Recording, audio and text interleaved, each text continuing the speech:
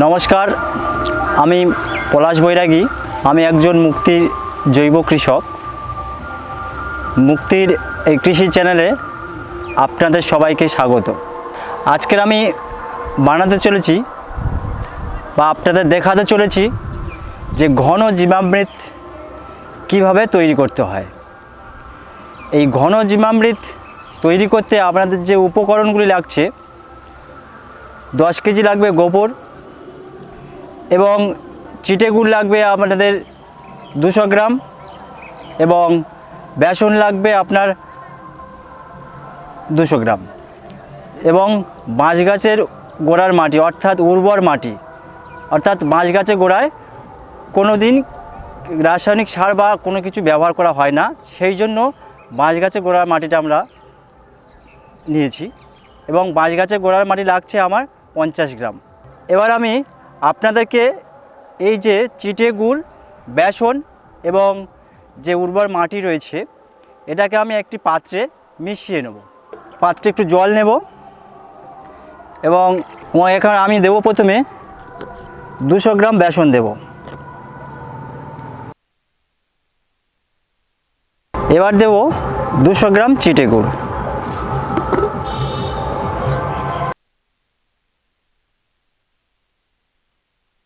এবং সাথে দেবো 50 গ্রাম বাঁশ গাছের গোড়ার মাটি।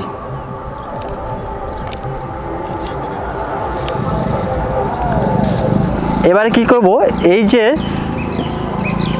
যেগুলো নিলাম এবং এগুলোকে আমি একসাথে মিক্সড করব, ভালো করে মিক্সড করব।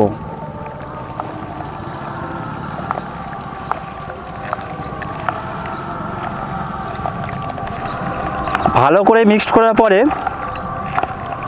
এটাকে একটু সাইডে নিচ্ছি। এবার আমি নিচ্ছি কি 10 কেজি গোবর। এই 10 কেজি ঘন জীবামৃত বানাতে গেলে আমার 10 কেজি গোবর নিচ্ছি।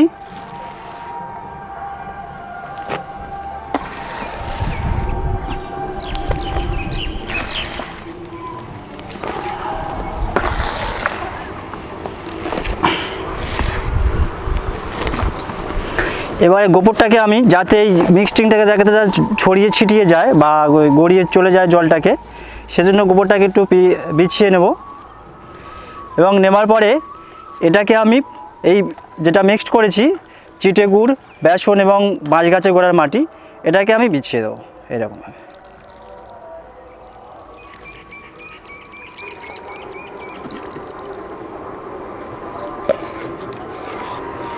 এবার আমাকে কি করতে হবে, যে এটাকে মিশিয়ে তো নিলাম, এবার আমি এটাকে ভালো করে মিক্সিং করতে হবে।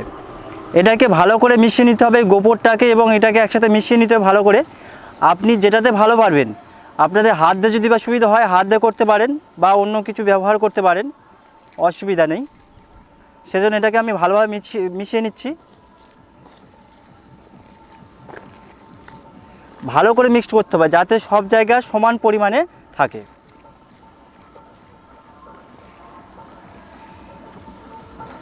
এবার আমি এটাকে ভালোভাবে মিশিয়ে নিলাম। এবারে মিশিয়ে নেওয়ার পরে এটাকে আমি হালকা করে বিছিয়ে দেবো, অর্থাৎ 2 থেকে 3 ইঞ্চি বা 5 ইঞ্চি আমরা করতে পারি। এবং এটাকে আমরা 2 থেকে 3 ইঞ্চি নিচ্ছি কারণ এর কারণ হচ্ছে এটাকে 2 থেকে 3 ইঞ্চি নিলে এটা আমি ভালোভাবে শুকাতে পারবো, শুকানোর সময় সুবিধা হবে বা তাড়াতাড়ি শুকিয়ে যাবে। এই জন্য আমরা 2 থেকে 3 ইঞ্চি এরকমভাবে ভালোভাবে বিছিয়ে নেব। ভালো করে বিছিয়ে নিলাম সুন্দরভাবে, পুরো এমনভাবে বিছিয়ে নিতে হবে যাতে কোনো জায়গায় যেন না 5 ইঞ্চি হয় আর কোনো জায়গায় না 2 ইঞ্চি হয়, 2 থেকে 3 ইঞ্চি হবে এরকমভাবে বিছিয়ে নিলাম ভালো করে, সুন্দর পরিষ্কার পরিচ্ছন্ন। এবারে আমি চলে যাব কি করব, এটাকে আমি বিছিয়ে তো নিলাম। এবার এটাকে কি করব, বরফি আকারে আমি করব। এটাকে আমি বরফি আকারে এরকমই পেশ করব।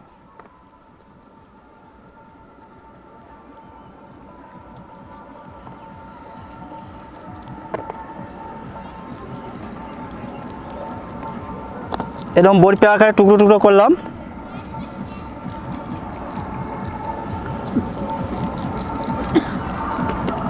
আচ্ছা, এই যে বরফি আকারে যে আমি করলাম, এর কারণটা হচ্ছে যে এটা যখন আমি শুকাতে দেবো, এই শুকাতে মূলত দিতে হবে ছায়াযুক্ত জায়গায়। প্রচুর যে তাপযুক্ত জায়গায় এটা শুকাতে দিলে হবে না, আপনাকে এটা ছায়াযুক্ত জায়গায় শুকাতে দিতে হবে। এবং এই যে বরফি আকারে করে দিলাম, এই ছায়াযুক্ত জায়গা থাকার পরে এবং আপনাকে এটা যখন শুকিয়ে যাওয়ার পরে আপনাকে এটাকে ভাঙতে সুবিধা হবে, আপনার কাজে ব্যবহার করতে সুবিধা হবে। এবার আমি এটাকে কমপ্লিট হয়ে গেল এবং বরফি আকার নিলাম এবং ছায়াযুক্ত জায়গায় রাখলাম। এবার শুকিয়ে যাওয়ার পরে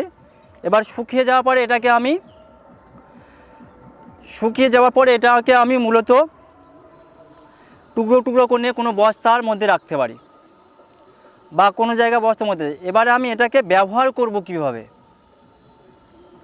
আমার তো ঘন জীবামৃত তৈরি হয়ে গেল, এবারকে আমি ব্যবহার করব কিভাবে। এটাকে ব্যবহার করতে মূলত আমি এটাকে ব্যবহার করব 3 একর জমিতে 400 কেজি ব্যবহার করতে পারবো। আপনাকে 3 একর জমিতে 400 কেজি ব্যবহার করতে হবে এবং এটাকে দেখবেন বিঘা প্রতি যতটা আসে আপনি ব্যবহার করবেন। এবারে ব্যবহার তো করলাম এবং আমরা বলতে চাচ্ছি এর উপকারিতা কী আছে।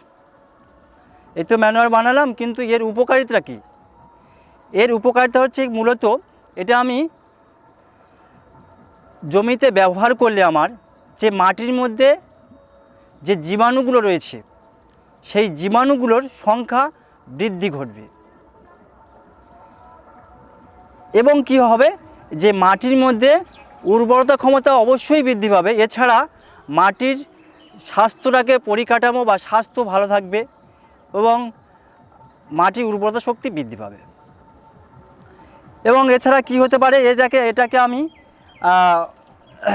এইটা গাছেতে ব্যবহার করলে সবজি চাষে বা আপনাকে ধান চাষযুক্ত জমিতে চাষের আগে ব্যবহার করতে পারলে এবং সবজি চাষে এটা ব্যবহার করলে আপনি দেখতে পাবেন যে গাছের গ্রোথ প্রমোটের অনেক হয়েছে, গ্রোথ প্রমোটের বৃদ্ধি পেয়েছে এবং গাছ বৃদ্ধি পাবে।